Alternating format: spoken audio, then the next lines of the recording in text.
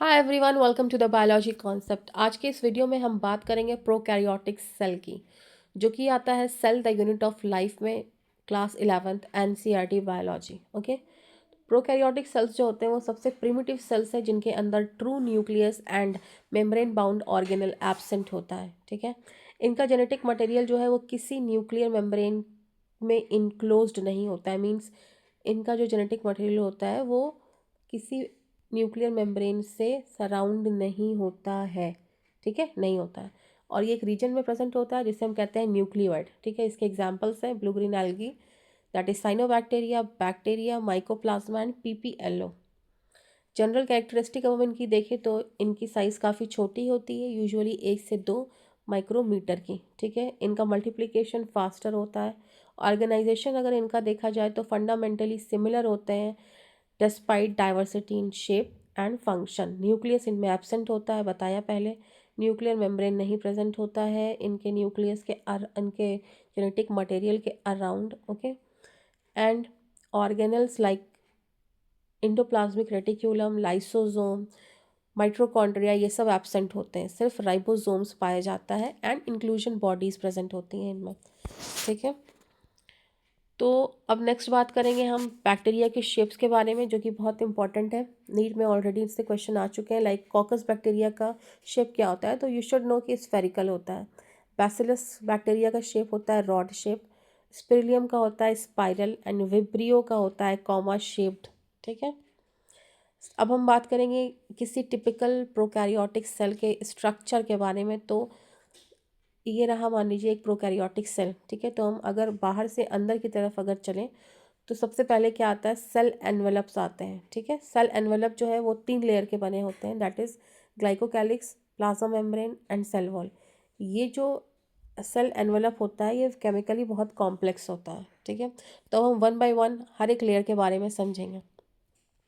Glycocalyx जो है वो 2 फॉर्म में एग्जिस्ट करता है, पहला स्लाइम लेयर और दूसरा कैप्सूल। ठीक है, यहाँ जो फिगर आप देख रहे हो slime capsule, that is glycocalyx का। तो यहाँ पे जो एग्जाम्पल है ग्लाइकोकैलिक्स का जो टाइप है, सॉरी फॉर्म जो है वो है कैप्सूल का। ठीक है, तो कैप्सूल जो होती है वो थिक, टफ और वेल डिफाइंड होती है, वेरस स्लाइम लेयर जो होती है वो थोड़ी जेल टाइप की, चिपचिपी सी, लूज और अनऑर्गेनाइज्ड होती है।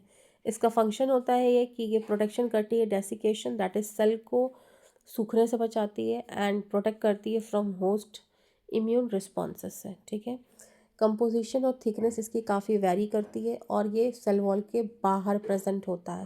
दैट इज़ अगर बाहर से अगर हम अंदर चलें सेल के, तो सबसे पहले क्या आ रहा है, स्लाइम कैप्सूल ग्लाइकोकैलिक्स। ठीक है, यानी फर्स्ट नंबर पे आ रहा है क्या, ग्लाइकोकैलिक्स। उसके बाद आएगी सेल वॉल, उसके बाद आएगा सेल मेम्ब्रेन। ठीक है, अब हम बात करेंगे सेल वॉल के बारे में। तो ये प्रेजेंट होती है हर एक प्रोकैरियोट्स में एक्सेप्ट माइकोप्लाज्मा। ठीक है, माइकोप्लाज्मा में ये नहीं होते। सेल वॉल माइकोप्लाज्मा में नहीं होती है, इंपॉर्टेंट पॉइंट है ये। सेल वॉल का फंक्शन होता है ये कि सेल को ये शेप और रिजिडिटी दे, प्रिवेंट करती है ऑस्मोटिक बर्स्टिंग एंड कोलैप्स से। ग्राम बेसिक होता है ये क्या, ग्राम स्टेनिंग का। Gram staining bacteria, that is gram positive bacteria and gram negative. जिन बैक्टीरिया की वॉल थिक पेप्टाइडोग्लाइकन की बनी होती है, सेल वॉल, वो होते हैं ग्राम पॉजिटिव बैक्टीरिया। ठीक है, ये स्टेनिंग को देते हैं। और जो नहीं दे पाते, दैट इज थिन पेप्टाइडोग्लाइकन के बने होते हैं, आउटर मेम्ब्रेन होता है इनमें, जिन बैक्टीरिया में, उसे हम कहते हैं ग्राम निगेटिव बैक्टीरिया। नेक्स्ट हम बात करेंगे प्लाज्मा मेम्ब्रेन के बारे में। तो ये सेलेक्टिवली परमिएबल होता है। सेलेक्टिव परमिएबल मतलब ये आपका मान लीजिए प्लाज्मा मेम्ब्रेन है। ठीक है, बहुत सारे ऑर्गेनिक इनऑर्गेनिक सबस्टांसेस जो हैं चाह रहे हैं कि हम इसको क्रॉस कर जाएं, बट प्लाज्मा मेम्ब्रेन चूँकि सेलेक्टिवली परमिएबल होता है तो उसे पता है कि सेल के अंदर क्या चीज़ें जानी चाहिए, तो वो सिर्फ उनको ही जाने देगा जो उसके काम की चीज़ें हैं। एग्जाम्पल वाटर और बहुत सारी गैसेस, ये मैं एग्जांपल दे रही हूँ। तो इसी टर्म को कहते हैं हम क्या, सेलेक्टिवली परमिएबल है। ठीक है, ये सिमिलर होते हैं सेम एज यूकैरियोटिक सेल के जो प्लाज्मा मेम्ब्रेन होते हैं। ठीक है, इनका फंक्शन होता है क्या, रेस्पिरेशन का, ट्रांसपोर्ट का, एंजाइमेटिक एक्टिविटीज़ का। ठीक है, नेक्स्ट मीसोजोम के बारे में बात करेंगे। तो मीसोजोम जो है वो प्लाज्मा मेम्ब्रेन की इनर फोल्डिंग होती है। यहाँ पे आप फिगर देख सकते हो, ये रेड वाला जो दिखा रहा है एक्सटेंशन प्लाज्मा मेम्ब्रेन का अंदर की तरफ इनफोल्डिंग, उसे हम कह रहे हैं मीसोजोम। ठीक है, इसका फंक्शन क्या होता है? सेल वॉल का formation, DNA replication and segregation, respiration, secretion process में हेल्पफुल है, और ये प्लाज्मा मेम्ब्रेन का सरफेस एरिया भी बढ़ाता है। ठीक है, इसमें इंपॉर्टेंट पॉइंट ये है कि आपको पता होना चाहिए कि मीसोजोम जो है वो प्रोकैरियोट का एक स्पेशल फीचर है, और ये इनफोल्डिंग किसकी होती है? प्लाज्मा मेम्ब्रेन की होती है। ठीक है, नेक्स्ट हम बात करेंगे साइटोप्लाज्म के बारे में। तो साइटोप्लाज्म जो है वो सेमी फ्लूइड मैट्रिक्स होता है। इसमें membrane bound organelles like endoplasmic reticulum, mitochondria, lysosome, ये सारे एब्सेंट होते हैं। वेरस अगर यही प्रोकैरियोटिक सेल होता तो ये सारी चीज़ें साइटोप्लाज्म में प्रेजेंट होती। Cytoplasm of prokaryotes contain ribosomes and inclusion body. ठीक है, राइबोसोम एंड इंक्लूजन बॉडी के बारे में हम बात करेंगे आगे। फिलहाल न्यूक्लियोइड जो है वो एक जेनेटिक मटेरियल है जिसमें ट्रू न्यूक्लियस नहीं प्रेजेंट होता है। डीएनए इसमें नेकेड होता है, किसी भी न्यूक्लियर मेम्ब्रेन से ये सराउंड नहीं करता, और यूजुअली ये सिंगल सर्कुलर क्रोमोसोम होता है। ठीक है, plasmid which is very important. ठीक है, ये small circular extra chromosomal DNA होता है। Extra chromosomal DNA in the sense कि सेल के पास अपना एक डीएनए था। ठीक है, इसके अलावा एक डीएनए होता है। ठीक है, एक्स्ट्रा क्रोमोसोमल डीएनए होता है सेल में, जिसे हम प्लाज्मिड कहते हैं। ठीक है, found outside the genomic DNA. ठीक है, जीनोमिक डीएनए के बाहर ये पाया जाता है। स्पेशल कैरेक्टर्स प्ले करता है, दैट इज़ एंटीबायोटिक रेजिस्टेंस होता है ये, used in genetic engineering and transformation studies. ठीक है, राइबोसोम्स एंड इंक्लूजन बॉडी के बारे में हम जानेंगे। तो राइबोसोम जो है वो फ्रीली साइटोप्लाज्म में प्रेजेंट होता है। ठीक है, और अटैच भी हो सकते हैं प्लाज्मा मेम्ब्रेन से। साइज इनका गिवन है।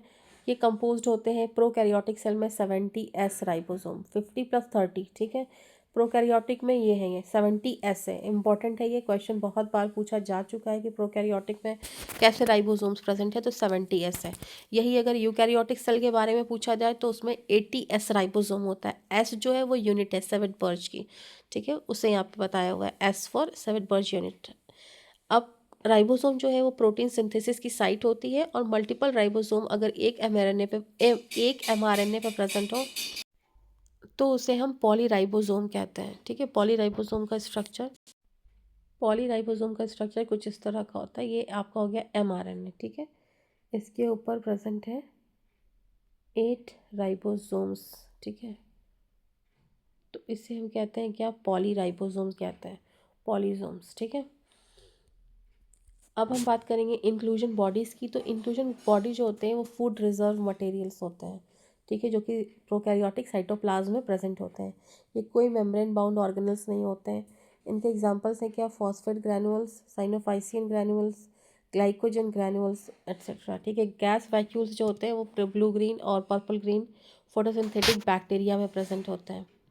सरफेस अपेंडेजेस की हम बात करें तो surface appendages in the sense ये आपका प्रोकैरियोटिक सेल था, तो इसके आउटर सरफेस पे अगर कुछ अपेंडेजेस हैं तो उसे हम कह रहे हैं क्या? Surface appendages. तो इसके अंदर क्या आता है? Flagella, pili and fimbriae. Okay, तो फ्लैजिला का काम क्या है? मोटिलिटी प्रोवाइड करता है। Important point, flagella motility, help in movement. Structure has 3 parts, filament, long external hook connects filament to the basal body, basal body anchors flagellum to the cell. आपको ये सारे पॉइंट्स लर्न होने चाहिए। Function इसका पता होना चाहिए। ऑलरेडी क्वेश्चन आ चुका है ऑलरेडी नीट में कि फ्लैजिला का फंक्शन क्या है, पिलाई का फंक्शन क्या है, फिम्ब्रियाई का फंक्शन क्या होता है। ठीक है, तो आपको कंफ्यूज नहीं होना है। फ्लैजिला का फंक्शन क्या है? मूवमेंट में ये हेल्प करता है। पिलाई का फंक्शन क्या है? तो ये एक लॉन्ग ट्यूबुलर स्ट्रक्चर होता है जो कि एक स्पेशल प्रोटीन से बना होता है। इसका मोटिलिटी में कोई रोल नहीं है। इसका फंक्शन होता है कॉन्जुगेशन में एंड डीएनए ट्रांसफ़र में। ठीक है, कॉन्जुगेशन एक तरह का मोड ऑफ रिप्रोडक्शन भी आप कह सकते हो। इन दैट सेंस पिलाई वहाँ भी हेल्पफुल है। फिम्ब्रिया की बात करें तो ये एक स्मॉल ब्रिसल लाइक फाइबर होता है जो कि बैक्टीरिया को हेल्प करता है सरफेस से अटैच होने में, या टिश्यू के होस्ट के टिश्यू से अटैच होने में। ठीक है, फिम्ब्रिया का काम क्या है? अटैचमेंट का है। ठीक है, सबस्ट्रेट से अटैच करवाता है। अब हम स्पेशल प्रोकैरियोट्स के बारे में बात करेंगे। तो साइनोबैक्टीरिया जो है पहला है, और दूसरा है माइकोप्लाज्मा। तो साइनोबैक्टीरिया जो है वो उनके पास प्रेजेंट होता है क्रोमेटोफोर्स। क्रोमेटोफोर जो है पिगमेंट कंटेन करते हैं फोटोसिंथेसिस के लिए। क्रोमेटोफोर क्या है? मेम्ब्रेनस एक्सटेंशन है। दूसरा है mycoplasma. Mycoplasma smallest living cells है। इनके अंदर सेल वॉल नहीं प्रेजेंट होती है, इम्पॉर्टेंट पॉइंट है ये, ठीक है। हाईली प्लियोमॉर्फिक है, दैट इज इनका शेप वेरी हो सकता है। आई होप आपको ये वीडियो हेल्पफुल लगे। आप प्लीज़ इसे लाइक शेयर एंड सब्सक्राइब करें एंड थैंक्स फॉर वॉचिंग।